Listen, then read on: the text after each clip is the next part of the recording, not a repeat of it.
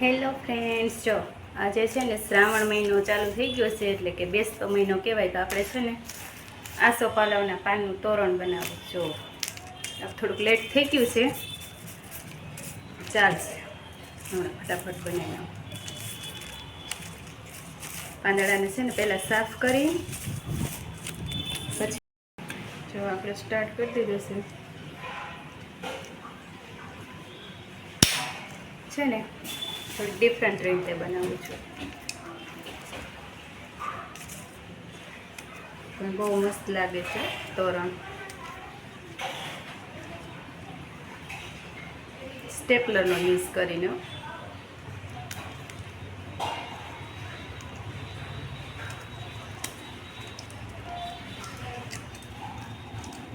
Pin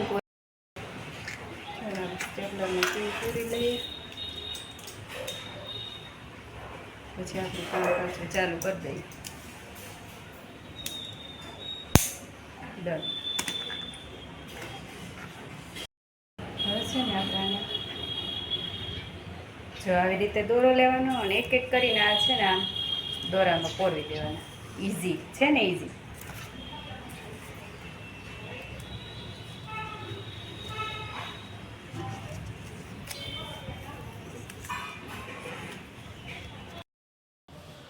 જો finally તોરણ ready થઈ ગયું છે અને લગાડી દીધું છે. કોમેન્ટમાં કહેજો કેવું લાગે.